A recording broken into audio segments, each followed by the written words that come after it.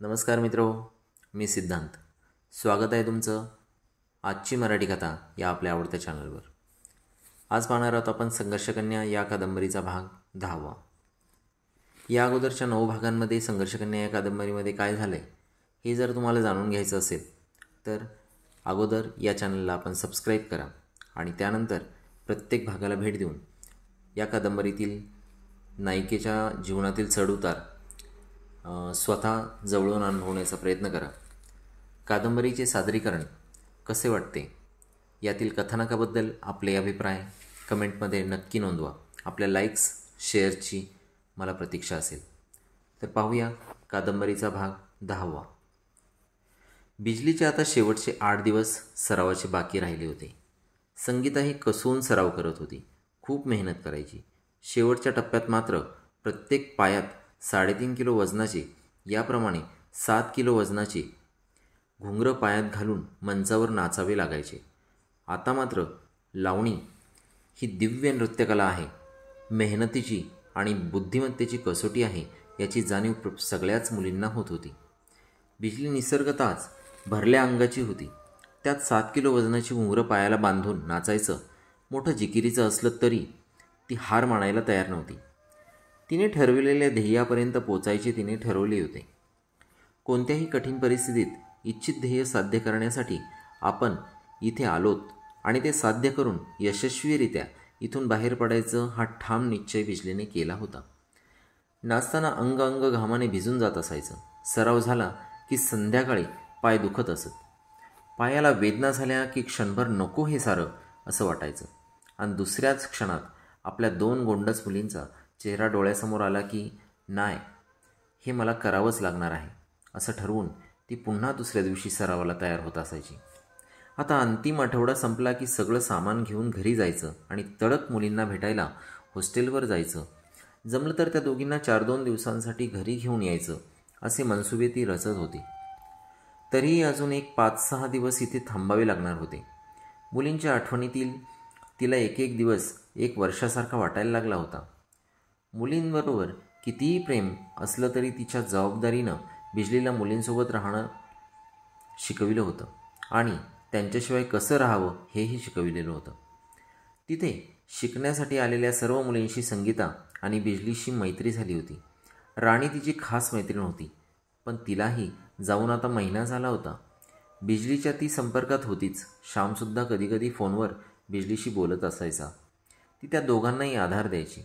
माझी इथली लावणी संपली की मी पुण्याला येईन, तुमच्या दोघांचंही कामाचं नियोजन लावून देईन असं ती त्यांना सांगायची. तोपर्यंत एकमेकांशी समजून उमजून राहा असं सतत सांगत असायची.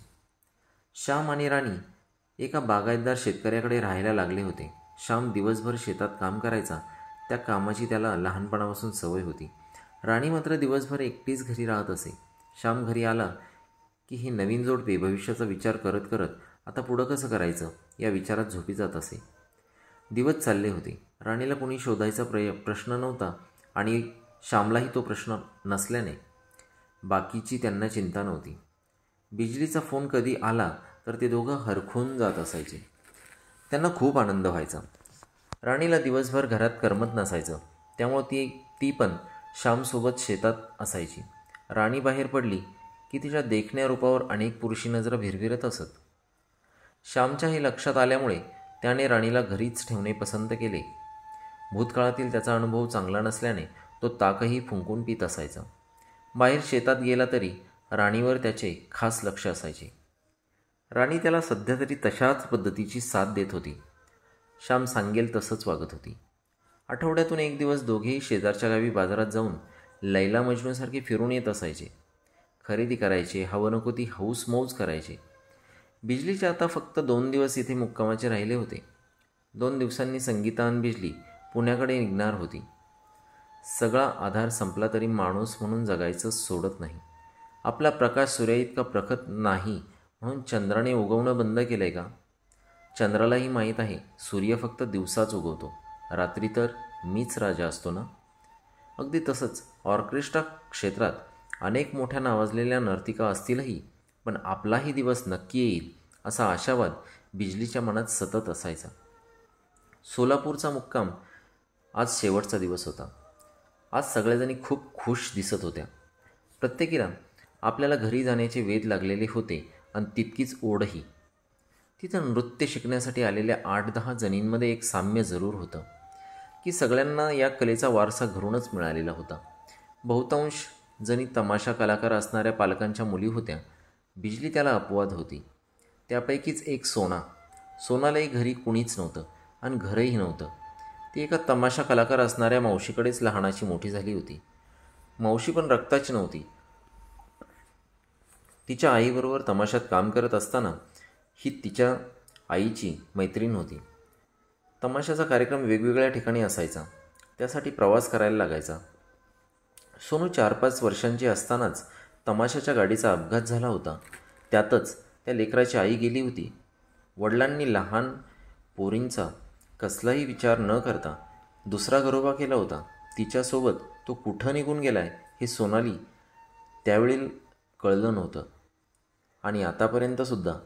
तेव्हापासून ती आईच्या मैत्रिणीनेच तिला लहानाची मोठी केली होती. तमाशा कलावंत पोटासाठी गावोगावी फिरत असले तरी त्यांच्यातही माणुसकीचा नितळ झरा मंजूळ आवाज करत वाहत असतो याचं सोनाची मावशी एक उदात्त व उत्तम उदाहरण होती. सोना तमाशातच काम करायला लागली होती. आताशी कुठं तिचं 18वं सरलं होतं. कुठलं शिक्षण, कुठलं काय. जिथं पोटाचीच भ्रांत तिथं त्यांच्यासाठी शिक्षण खूप दूरची गोष्ट होती. स्वतःची चित्तरकथा तिने अनेक वेळा बिजलीताईला सांगितली होती. मावशीबरोबर असताना 15व्या-16व्या वर्षी यौवनात असताना तमाशातील अनेक तरुणांच्या नजरा सोनावर फिरत होत्या. पण तिथं तिने आपलं पाऊल ढळू दिलं नव्हतं. हे जेव्हा तिने बिजलीला सांगितलं तेव्हा बिजली मात्र स्वतःच्या भूतकाळात जात स्वतःवरच दुःखी होत असायची. या वयात योग्य निर्णय घेणे इतपत बुद्धी प्रगल्भ झालेली नसते. तरी आपण आईच्या प्रेमात पडत सगळ्यांना नाराज केलं होतं. या गोष्टीमुळे तिला स्वतःचाच राग येत होता. आता सोनाला शहाणपणाच्या गोष्टी सांगण्या इतपत परिपक्वता तिला आलेली होती. बिजली इतक्याच ताकदीने सोनाही लावणी करत असे. सगळ्यांचंच भविष्य तमाशा, ऑर्केस्ट्रा किंवा संगीत बारी, एखाद दुसरे कला केंद्र यापेक्षा वेगळं नव्हतं. टिचभर पोटाची भूक भागविण्यासाठी या गोष्टी सगळ्यांनाच कराव्या लागणार होत्या. बिजली मात्र यापुढे जाऊन नावलौकिक मानसन्मान मिळवून 2 पैसे मिळतील त्यातून मुलींचं शिक्षण आणि स्वतःचं भविष्य कसं घडेल याचा विचार करत होती. तिथं आलेल्या इतर मुलींपेक्षा एका वेगळ्या सामाजिक परिस्थितीतून आल्यामुळे तिचे विचार इतर जणींपेक्षा प्रगल्भ होते. सोनाला मावशीच्या घरी जाण्याशिवाय पर्याय नव्हता. सगळ्यांनी एकमेकींचे संपर्क नंबर घेतले होते. सोनानं बिजलीला मला तुमच्यासोबत काम बघा, मावशीकडे आता किती दिवस राहणार असा आग्रह धरला होता. सराव प्रशिक्षण कार्यक्रम संपून शेवटच्या दिवशी उशिराच्या गाडीने बिजली आणि संगीता पुण्याला जाण्यासाठी निघणार होत्या. बिजली आणि संगीताचं बोलणं चालू होतं. बिजू, आयुष्य क्षणभंगूर आहे. इथं कधी कोणाची विकेट जाईल सांगता येत नाही. म्हणून आहे त्या क्षणाचा आनंद घेत जगून घ्यावं माणसानं. जात पात पद प्रतिष्ठा व्यवसाय याच्या पलीकडे जाऊन माणसानं जगावं. लहानपणी वाटतं मोठं व्हावं, मोठेपणी मात्र लहानपणच चांगलं होतं. म्हातारपणी तरुण व्हावं या वाटण्यातच जगायचं राहून जातं माणसाचं. पैसा जरूर कमवावा, तो जगण्यासाठी लागतो, पण स्वतःसाठी जगायचं माणसानं. आपले छंद आवड सगळं जोपासायचं. मन मारून जगण्यातच मजा नसते ग. संगीता आणि बिजली बराच वेळ गप्पा मारत होत्या. बिजलीला मुलींची भेटीची ओढ लागली होती. रानात अन्न पाण्याच्या शोधात आपल्या फिलांपासून भटकलेल्या हरणीला पाडसाची ओढ लागावी असं बिजलीला झालं होतं. कधी एकदा दोन्ही मुलींना डोळ्यांना बघेन असं तिला वाटायचं. यष्टीत संगीताबरोबर प्रवास चालू होता. गाडी पुण्याच्या दिशेनं निघाली होती. दिवसभराच्या थकण्यामुळे आता रात्र झाल्याने गाडीतील दिवे बंद झाल्याने तिने आपली मान संगीताच्या खांद्यावरून टाकून डोळे बंद केले होते. दचक झोपेतच तिला रायगडावरून कडा उतरून आपल्या बाळासाठी निघालेली हिरकणी डोळ्यासमोरून तरळून गेली होती. तेजू आणि सिद्धीच्या आठवणी आणखी तीव्र जाणीवा करून देत होत्या. त्या पुण्यात घरी नाहीत हे ती विसरून गेली होती. यष्टीचा प्रवास चालू होता. तसंच आयुष्याचा संघर्षमय प्रवासही चालू होता. एस टीला दिलेल्या मार्गाशिवाय दुसऱ्या रस्त्यानं जायला परवानगी नव्हती. तसंच ठरवलेल्या मार्गानं बिजलीला जीवनाच्या मार्गावर चालावं लागणार होतं. गाडी रात्री एका ठिकाणी चहासाठी थांबली. संगीता, बिजली उठल्या. स्वतःचे कपडे केस सावरत खाली उतरल्या. वॉशरूमकडे जाऊन फ्रेश होऊन चहा घेण्यासाठी आल्या. 4 खुर्च्या असणाऱ्या टेबलवर एकच थोडा मध्यमवयीन दिसणारा प्रवासी एकटाच चहा घेत होता. त्याच्याजवळ त्या दोघी बसल्या. त्यांच्याजवळच त्याच एसटीतील एक प्रवासी बसला होता.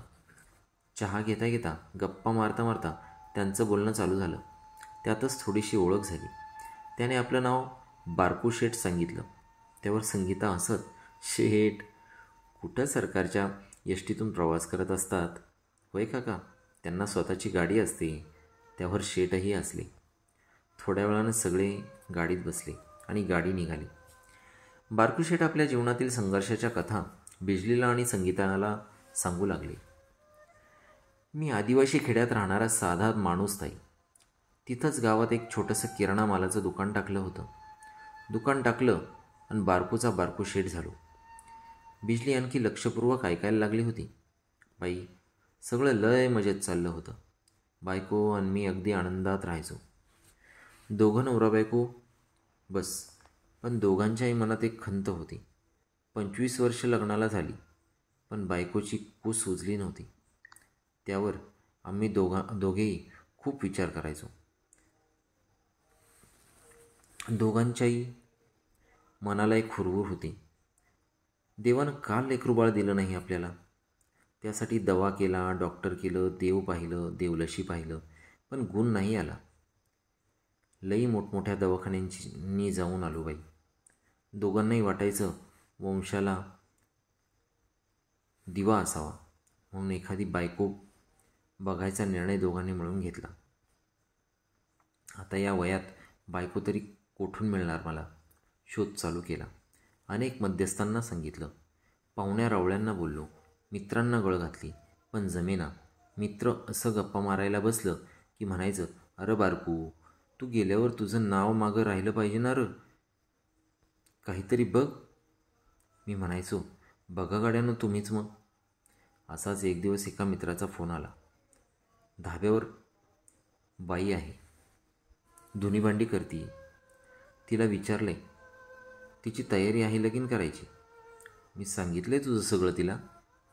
तू येऊन जा लवकर, एक दिवस टाईम काढून. मला बरं वाटलं थोडं. आणि 4 दिवसांनी मी तिथं गेलो. ती बाई पाहिली.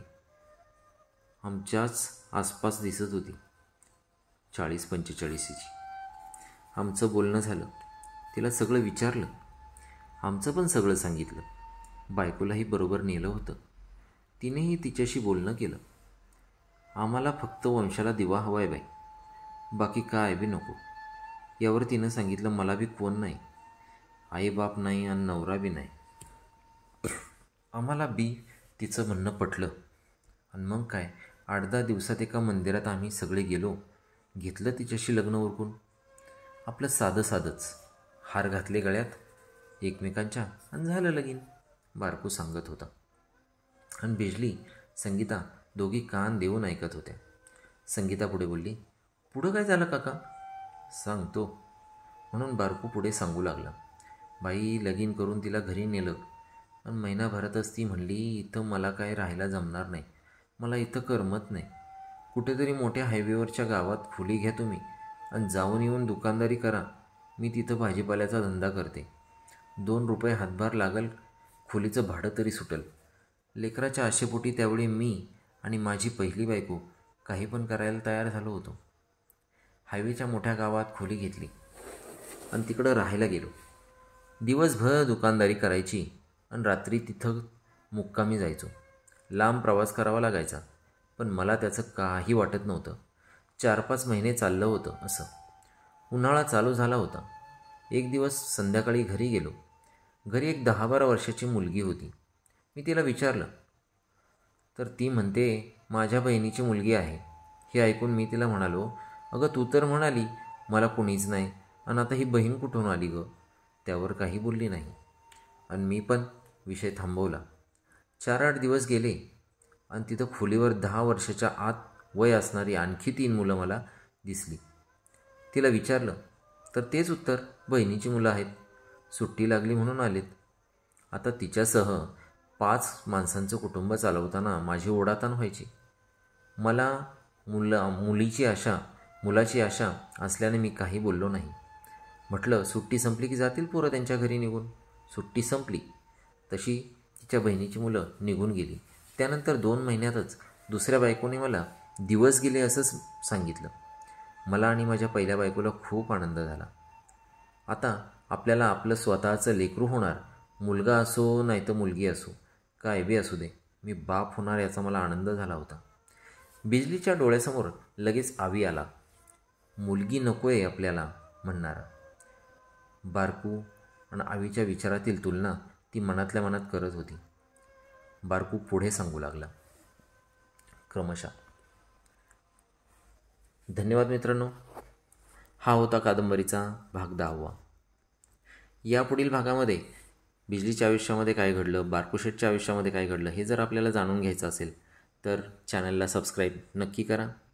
कारण हे छोटं चॅनल असल्यामुळे पुन्हा आपली यूट्यूबवर भेट होईल हे निश्चित सांगू शकणार नाही.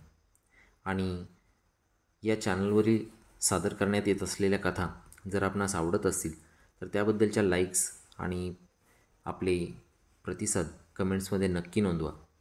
त्यामुळे मला आणि या चॅनलला ग्रो होण्यास आपली ही मदत होईल.